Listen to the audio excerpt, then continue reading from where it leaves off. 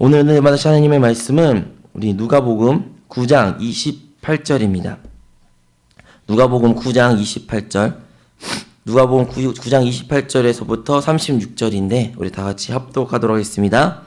이 말씀을 하신 후 8일쯤 되어 예수께서 베드로와 요한과 야고보를 데리고 기도하시러 산에 올라가사 기도하실 때에 용모가 변화되고 그 옷이 휘어져 광채가 나더라. 문득 두 사람이 예수와 함께 말하니 이는 모세와 엘리야라. 영광 중에 나타나서 정차 예수께서 예루살렘에서 별세하실 것을 말할세. 베드로와 및 함께 있는 자들이 깊이 졸다가 온전히 깨어나 예수의 영광과 및 함께 선 두 사람을 보더니 두 사람이 떠날 때 베드로가 예수께 여짜오되 주여 우리가 여기 있는 것이 좋사오니 우리가 초막 셋을 짓되 하나는 주를 위하여 하나는 모세를 위하여 하나는 엘리야를 위하여 하시네 하되 자기가 하는 말을 자기도 알지 못하더라. 이 말 할 쯤에 구름이 와서 그들을 덮는지라. 구름 속으로 들어갈 때 그들이 무서워하더니 구름 속에서 소리가 나서 이르되 이는 나의 아들 곧 택함을 받은 자니 너희는 그의 말을 들으라 하고 소리가 그침에 오직 예수만 보이더라.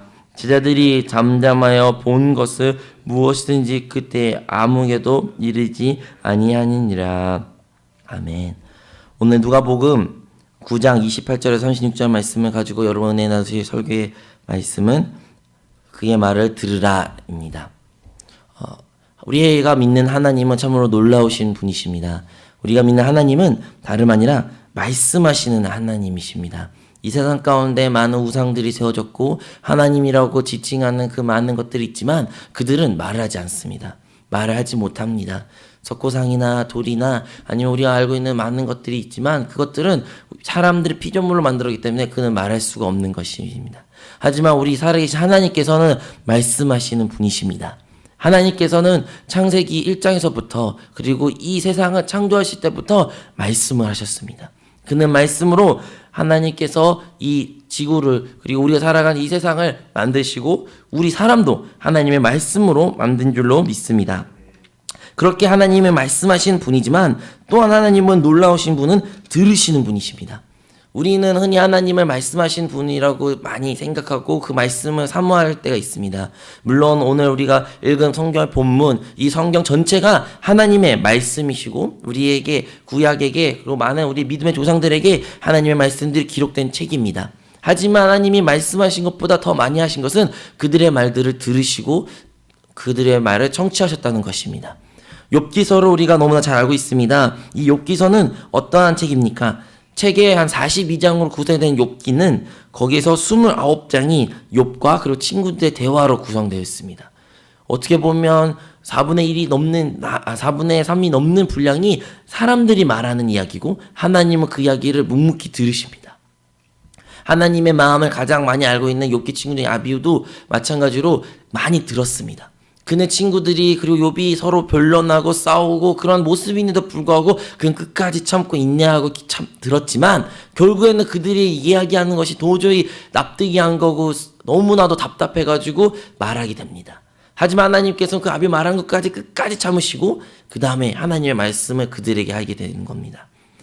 하나님은 많은 경우 우리의 이야기를 들으시고 우리가 하나님의 어떻게 보면 배은망덕한 말을 하거나 정말 범죄적인 아니면 죄성이 많은 말들 하나 할지라도 하나님은 인내하시고 참으시고 끝까지 그 이야기를 들어주십니다. 하지만 오늘 우리 성경 본문에 읽었던 이 베드로의 모습들은 또 다른 모습입니다. 하나님께서 그렇게 많이 들으시고 청취하신 분이겠지만 때로는 그 말에 잘못된 방향으로 돌아간다면 그것을 고치시고 올바른 방향을 제시하는 분도 하나님이십니다. 베드로는 어떤 인물이었습니까? 예수님의 사랑을 가장 많이 받았던 제자 중 한 명입니다. 그리고 예수님을 가장 사랑한다고 고백한 제자 중 하나입니다. 이 베드로라는 인물이 예수님과 많이 따랐을 때 그에게는 연약한 부분도 하나 있었습니다. 그것은 다름 아니라 그의 불같은 성격이었죠. 그는 너무나도 불같은 성격으로 인하여 그가 입도 통제가 되지 않았습니다. 그는 자기가 무엇을 말하는지 할 줄도 모르고 어떻게 보면 감정적으로 아니면 자기의 화해에 맞춰서 아니면 자기 생각에 따라 그는 자기의 입을 너무나 쉽게 말했던 사람이긴 합니다. 여러 사건들이 있습니다. 그리고 그중 사건 하나가 바로 이 변화산에서 일어났던 일입니다. 예수님께서 이 변화산에서 우리가 너무나 많이 들었던 본문이기에 모세와 엘리야와 그리고 예수님 3명을 예수님이 제자들을 만나게 됩니다. 베드로와 야고보와 그리고 요한이 함께 예수님의 그 산에 올라가서 기도하러 올라갔는데 예수님의 그 놀라운 변화된 모습을 베드로가 보게 되는 것이죠. 여러분, 이 변화된 모습을 바라봤을 때 우리가 성경의 그 배경을 알아야 됩니다. 오늘날 우리가 이 본문을 읽었을 때 너무나도 예수님이 그리스도이시고 예수님 하나님의 아들이시고 예수님이 참 하나님이시고 참 사람이었던 것을 너무나 자연스럽게 알고 믿고 그렇게 바라보긴 하지만 당시 예수님의 제자들은 예수님을 나사렛 예수로만 알았습니다. 한낱 인간의 예수로 알았다는 것입니다. 그들이 알고 있던 예수는 한 나사렛 조그만 동네에서 산 예수라밖에 알지 못했다는 것이죠. 맞습니다. 예수님은 참 사람으로 이 땅에 오셨기에 그 하나님 보좌의 영광을 버리시고 이 땅에 겸손하는 마음으로 우리를 구원하러 사람의 모습으로 오셨기에 그는 참 하나님이 맞습니다. 하지만 분명히 우리가 알고 있는 것은 예수님은 또한 참 하나님이시라는 것입니다. 참 사람이었던 그 예수님만 알았던 제자들은 이번 사건을 통하여 예수님이 참 하나님이라는 것을 알게 된 계기가 됩니다. 하나님의 아들이라는 말씀도 알게 되는 계기가 되는 것이죠. 그래서 이 베드로는 이 변화산에 올라가 예수님을 변화된 모습을 그 영광의 강체를 봤을 때 두려움에 떨게 됩니다. 두려움에 떨길 뿐만 아니라 예수님만 본 것이 아니라 그 좌우에 있는 모세와 엘리야를 보는 것이죠. 모세는 율법을 상징한 너무나 위대한 인물이었습니다. 하나님을 벗이라고 말하기도 하고 하나님의 얼굴을 보기도 하기도 하고 하나님의 그 율법을 이스라엘 백성에 전해준 위대한 선지자고 이스라엘 백성을 출애굽을 한 위대한 하나님의 종이었습니다. 엘리야 또한 그 암흑기에 정말로 왕들이 세워졌고 하나님을 경배해야 되는 그 이스라엘 백성이지만 유대 백성이지만 하나님을 또 많이 벗어나 하나님을 대적하고 하나님을 섬기는 것에 우상을 섬겼던 그 왕들에게 백성들에게 놀라운 하나님의 메시지와 말씀을 선포하면서 그들을 회개하고 촉구시킨 것이 바로 이 선지자 사무엘 엘리야의 모습이었습니다. 이 모세와 엘리야는 이 구약시대에 너무나도 위대한 일들을 했던 인물이기에 율법을 상징한 모세, 선지자를 상징했던 엘리야, 이 두 인물들을 모세가 보고 나서 너무나도 그 예수님이 가운데 있는 것을 보고 큰 기쁨이 있었고 두려움이 떨고 있었을 것입니다. 하지만 우리가 알아야 될 것은 그 베드로의 고백입니다. 베드로는 어떠한 고백을 합니까? 그는 두려움에 떨면서 자기도 무슨 말하는지 알 못한 채 주님, 내가 이곳에 초막을 3개를 지어 하나는 주님께, 하나는 모세에게, 하나는 엘리야에게 짓기를 원합니다. 라고 말합니다. 베드로의 마음에는 이 세 사람이, 이 세 분이, 이 세 큰 놀라운 분들이 함께 있기를 원하는 것이죠. 하지만 하나님께서 베드로에게 보여준 것은 결국에는 구름을 가리시고 결국에는 예수님만 남게 되고 그 구름 가운데서 너희는 오직 그의 말을 따르라 라고 말합니다. 우리가 많은 신앙생활을 살아갔을 때 예수님을 믿는다고 말하지만 과연 예수님만 믿고 예수님만 따르고 예수님 음성만 듣는 신앙생활인지 점검할 필요가 있습니다. 분명히 오늘 베드로와 같이 성경에 우리가 구약도 알고 우리가 많은 신약도 성경에 써져 있는 이 글씨로서 써져 있는 성경 본문들을 많이 알고 있지만 이 성경의 본문, 이 조문이라고 하죠. 열번의 의문이라고 하기도 하는 이 글씨 그대로만 우리가 믿고 있는 것인지 아니면 선지자에 있는 그 예수 그리스도의 말씀, 대언의 말씀을 우리가 따라 신앙생활하는 것인지 아니면 우리 안에 살아계 그리스도의 음성을 따라 살아간 것인 건지 우리가 점검할 필요가 있는 것입니다. 많은 경우에 그리스도를 믿는다고 예수를 따른다고 본인이 기독교라고 말하는 사람들이지만 모세의 율법에 따라 살아간 사람이 많이 있습니다. 아직도 구약의 그 율법에 따라 살아간 사람이 너무 많이 있습니다. 율법을 따라 산다는 것, 모세를 모시고 모세의 삶을, 모세의 율법을 내 10년 가운데 따라 산다는 것이 무엇입니까? 구약에 따라 산다는 것은 어떤 의미를 가지고 있는 것입니까? 율법은 어떠한 기능을 하고 있습니까? 율법은 무엇이 옳고 무엇이 그른지 알려줍니다. 뭐 어떤 것이 선하고 어떤 것이 악한 것을 우리가 가르쳐 준 것이 율법입니다. 그렇기 때문에 구약시대에 하나님 섬긴다고 말하는 많은 백성들과 많은 사람들은 이 율법이 너무나 중요했습니다. 이 율법만 안다면, 이 율법대로 산다면 정말로 하나님이 말하는 악한 생활을 안 할 수 있고 선한 삶만 살 수 있다는 것을 그들이 알았습니다. 하지만 어떻게 보면 역설적이어도 율법을 너무나 잘 알고 율법을 너무나도 잘 따르면 하나님이 필요 없는 삶이 되는 것입니다. 그들에게 이제 하나님이 필요가 없습니다. 하나님 인도하실 필요 없습니다. 왜냐? 율법이 모든 것을 제시했기 때문입니다. 그것이 바로 율법을 따른 삶입니다. 그리고 율법은 어떠한 기능을 합니까? 우리의 양심에 참소를 줍니다. 우리에게 무거운 짐을 줍니다. 우리가 감당할 수 없는 그 양심의 어려움을, 힘든 무거운 짐만 우리에게 지고 있는 것이 율법입니다. 그렇기 때문에 예수님께서 이 땅에 오실 때 그 율법의 무거운 허덕인 모습을 바라보는 사람들에게 말씀하시면서 무거운 짐들을 다 내게 내려놓고 내게 오라고 말씀하신 겁니다. 수고하고 무거운 짐 다 내게로 오라. 내가 너를 쉬게 하리라 말씀한 그 예수님 말씀이 바로 이 율법의 조문에 따라, 이 율법의 계명에 따라 살아가는 많은 종교인들을 향하여 말씀하신 것입니다. 엘리야를 바라보면서, 그 엘리야 선지자를 바라보면서 하나님께서 또 다른 우리에게 메시지 주십니다. 구약에는 선지자들이란, 예언가들이라는 분들이 계셨습니다. 그들이 하는 역할이 뭡니까? 율법이 있었지만 그 율법이 제 기능하지 못하였고 그 율법대로 살지 못한 백성들을 향하여 하나님이 말씀을 하신 겁니다.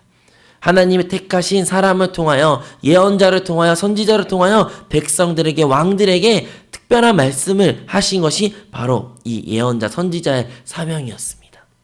그렇기 때문에 그 시대에, 왕권 시대에 그 선지자의 역할은 매우 중요했습니다. 하나님의 대화에 단절이 되었던 시대, 하나님의 뜻을 알지 못했던 시대, 암흑기였던 그 시대에 누군가가 하나님의 말씀을 가지고 그들에 말해주는 것, 그것이 바로 선지자의 사명이었고, 그리고 그것을 많은 백성들이 높이 살고 많이 존경하게 되는 것이죠.